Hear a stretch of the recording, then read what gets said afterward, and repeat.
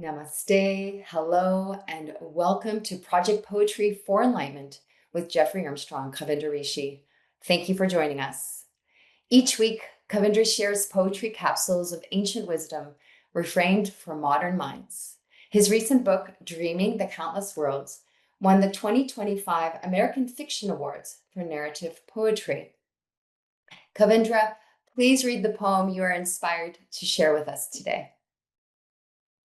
Thank you, Hannah. Namaste. Today, in our turbulent world, we need to remember the Bhagavad Gita, which was spoken as poetry, Sanskrit poetry, on a battlefield called Kurukshetra. So this poem is from that event. It's called The Last Lesson of Yoga. The reason yoga was taught in the middle of a battle is that it is Kali Yuga and iron is its metal. So the principles of yoga will be practiced under fire, and our last pose will be Shavasana on our funeral pyre. Meanwhile, the corruption of our world will bubble and roil until we are done with the stench and crudeness of oil. Though that will not be the end, but a new beginning. A word from our sponsor before the second inning. This world was designed to test our assumption. An exile devised to see if we have the gumption, a global plot to challenge our desire, to force our hand and see with whom we conspire. Will we remember that all the players are divine, or merely salute when the dark ones say to stand in line? Will we learn who is who in the politic, and with our conscious knowing, finally pick the planetary path of truth and beauty, living love, preserving life, our duty? That is the Dharma, handling each thing just right, removing darkness while filling the world with light. But the blind king has stolen all the land, while his slumlord son makes cages out of sand. And his uncle runs casinos filled with whores, whose previous birth was as soldiers in needless wars.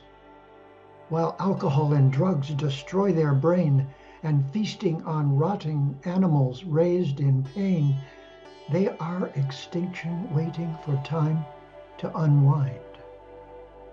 These are the 101 children of a life made blind.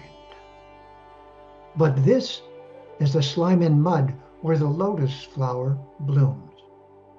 A pregnant pause while the fates adjust their looms, and when the clouds and threatening winds are gone, the lake will again reflect the gracious swan. So fear not, Arjuna.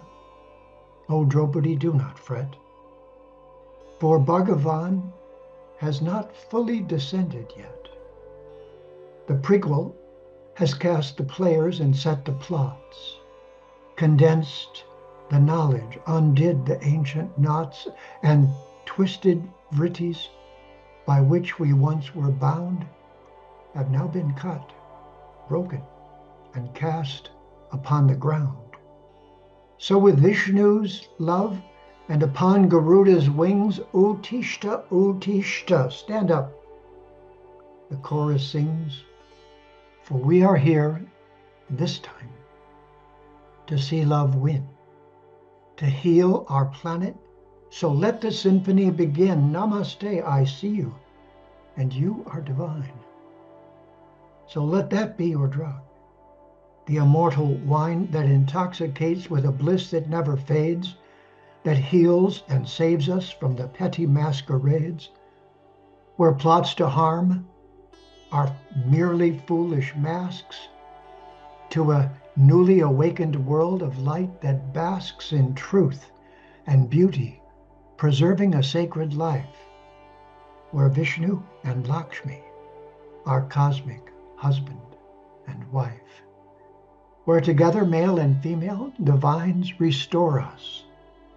Raise your voice with love, for you are the chorus, and winning by forever killing the need for war. The last lesson of yoga is to enter freedom's door, and we are here to embody immortality, to embrace all life at last, and to finally set them free.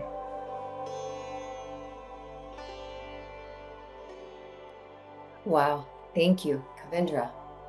Such an illuminating poem full of ancient wisdom, layers of courage, love, beauty, and so much depth. Thank you, Hannah, for listening so deeply as you do and for making this show possible.